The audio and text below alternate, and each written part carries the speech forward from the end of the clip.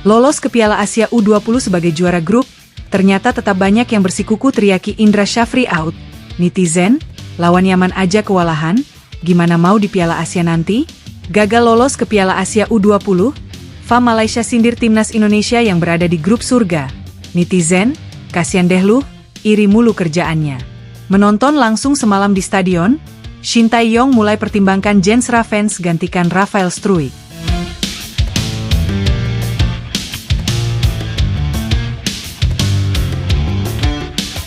Indonesia akhirnya kembali memastikan satu tiket ke putaran final Piala Asia U20 tahun depan di Cina. Hal itu dipastikan setelah bermain imbang melawan Yaman di partai terakhir semalam.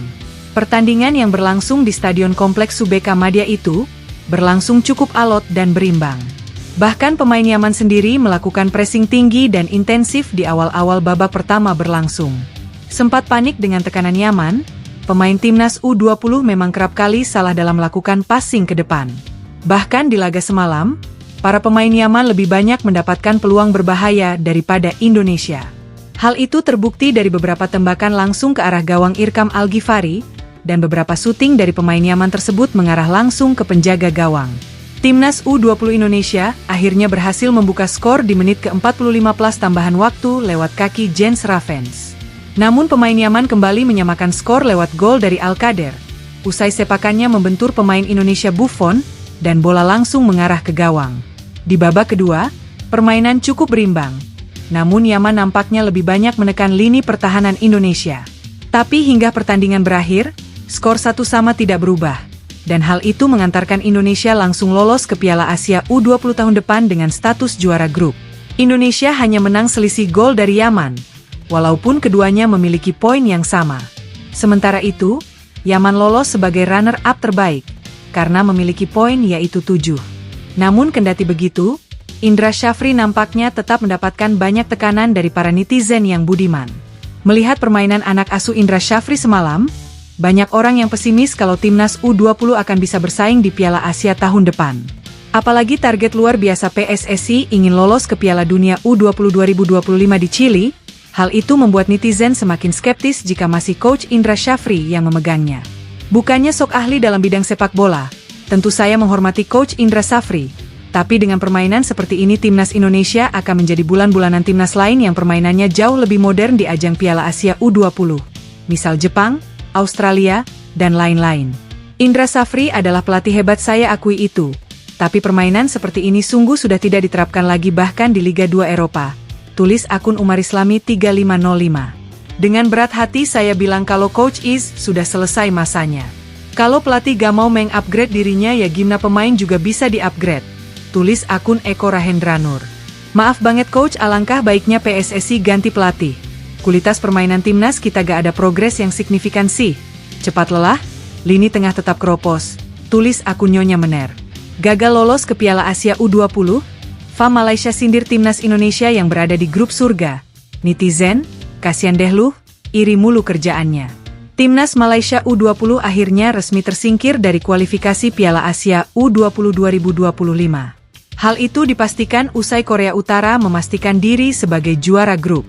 Di 4 pertandingan, Malaysia hanya berhasil menang sekali, kalah sekali dan imbang 2 kali. Namun menariknya, semalam mereka harus imbang dari Sri Lanka, yang mana Sri Lanka memang dikenal sebagai tim yang tidak punya kekuatan sepak bola yang bagus. Di timnas senior saja, Sri Lanka adalah tim yang berada di peringkat 200 FIFA, sedangkan Malaysia berada di 132. Hal itu membuktikan kalau timnas Malaysia sedang mengalami kemerosotan yang luar biasa. Namun alih-alih memperhatikan sepak bolanya, Ketua FA Malaysia Datuk Hamidin justru lebih sering mengomentari sepak bola tim lain, dan termasuk Indonesia. Menurutnya, Indonesia diuntungkan di pembagian grup kualifikasi kali ini, karena berada di grup surga dan bermain di kandang sendiri pula. Hal itu menurutnya berbeda dengan timnya yang harus bermain di luar, dan dengan kekuatan tim yang lebih kompetitif. Saya sudah bilang kalau kali ini kita tidak diuntungkan dengan pembagian grup.